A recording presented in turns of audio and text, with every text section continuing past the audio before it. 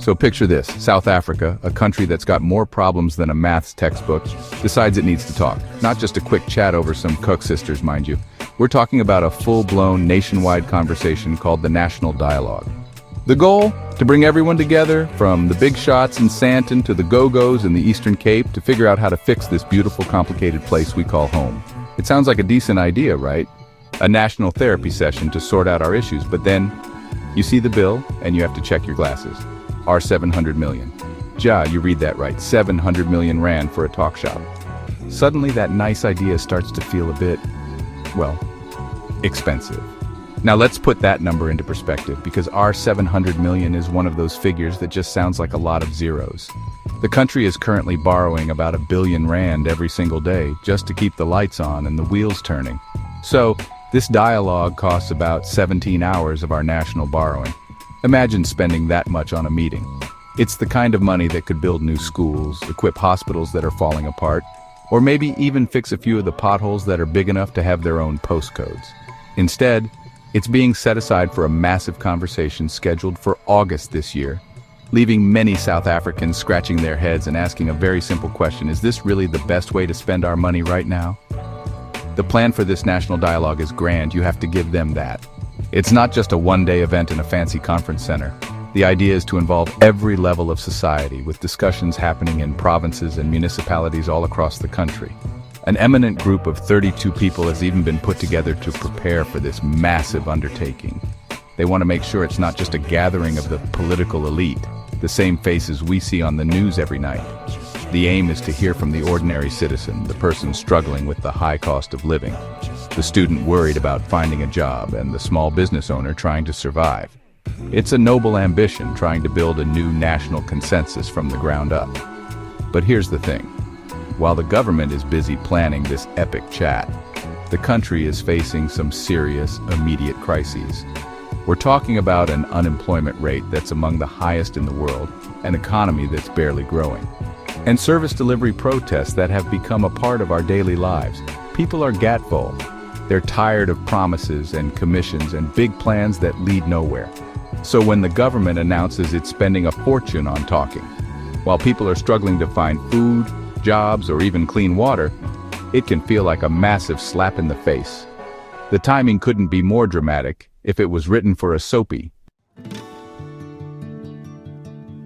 So how on earth does the government justify spending R700 million on a dialogue? Well, according to the Deputy President's office, it's simple. Democracy is not cheap. They argue that building a nation, especially one as divided and unequal as South Africa, is a very costly business. You can't just wish for unity, you have to invest in it. The R700 million draft budget, they explain, isn't just for snacks and fancy name tags. It's meant to cover the massive logistical challenge of coordinating this event across all 9 provinces, getting input from cities and small towns, and making sure everyone who wants to participate has a way to do so. It's about creating a truly inclusive platform. The government also insists that they are trying to be clever with the money. They plan to use existing state infrastructure to help cut costs. For instance, they might use buildings and resources from Statistics South Africa or the Department of Home Affairs, which already have a presence across the country. Dr. Oyama Mabandla, a member of the task team organizing the event, has emphasized that the goal is to involve the entire populace, not just the usual suspects. In their view, this dialogue is a critical investment in the country's future, a way to heal the divisions that have held us back for so long and to chart a new path forward together. It's a long-term investment in social cohesion. Think of it like this.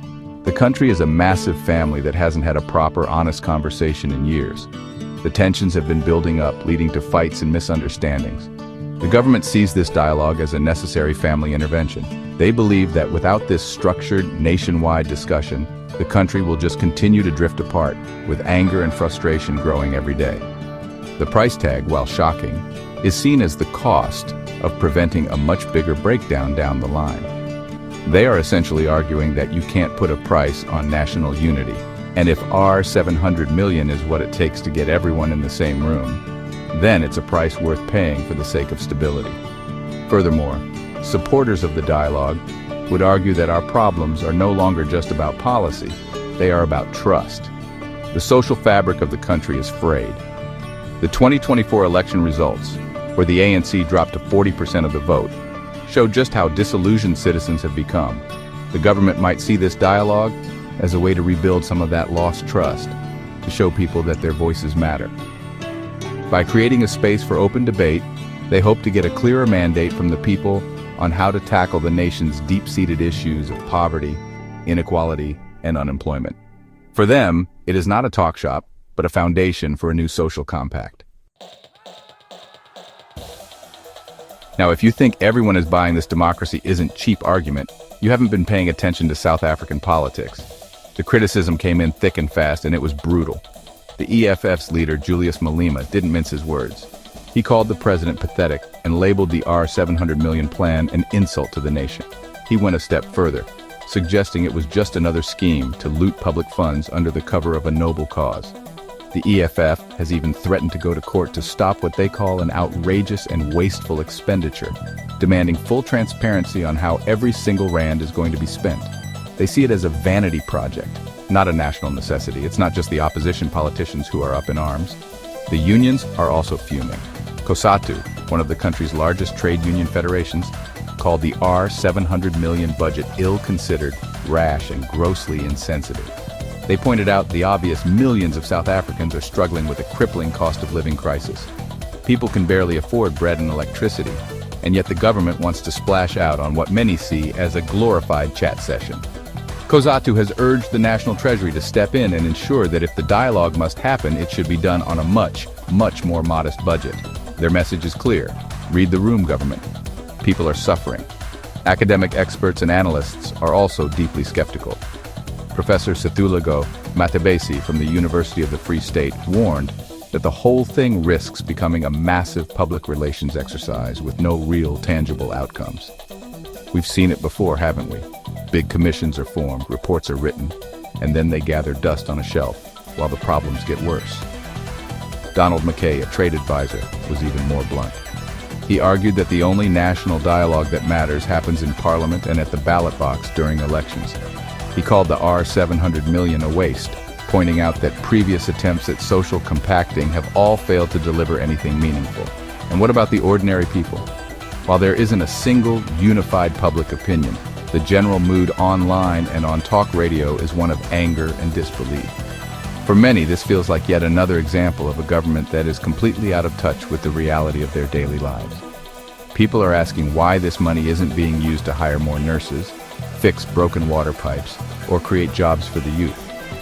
The fact that several respected foundations like those of Thabo Mbeki and Nelson Mandela were apparently excluded from the planning because of their criticism of the current leadership only adds to the suspicion that this isn't about genuine dialogue, but about controlling the narrative.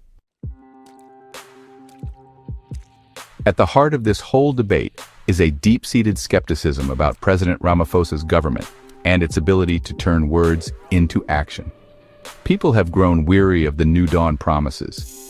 There's a feeling that we are stuck in a cycle of endless consultations and commissions that produce excellent reports but very little change on the ground. The findings from the Zondo Commission into state capture, for example, have yet to lead to the widespread prosecutions many were hoping for. This history of inaction makes it hard for people to believe that this R700 million dialogue will be any different. Why should this talk shop succeed where so many others have failed? This isn't just about one event. It's about the fundamental approach to solving South Africa's problems. Critics argue that the real issues are not a lack of dialogue, but a lack of political will and a lack of economic freedom. They contend that government policies often stand in the way of progress, making it difficult for businesses to grow and create jobs, especially for the poor. From this perspective, another dialogue is just a distraction from the tough decisions and real reforms that are needed to get the economy moving.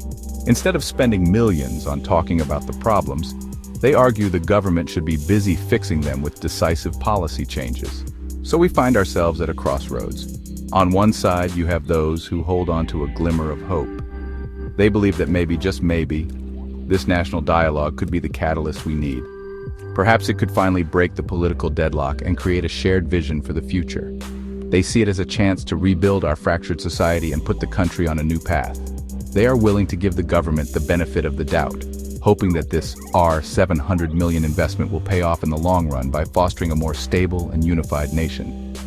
It's a hope born out of a deep love for the country and a desperate desire to see it succeed. Ultimately, the question remains for every single South African to consider. Is this R700 million national dialogue a necessary investment in our democratic future, a bold attempt to heal a divided nation? Or is it a colossal waste of money, a pathetic vanity project that ignores the urgent life and death needs of its people? Is talking the answer, or do we need a different path, one paved with less conversation and more concrete, decisive action? As the date for the dialogue approaches, the nation watches and waits, wondering if this expensive chat will be the start of a new chapter, or just another costly page in a book of unfulfilled promises.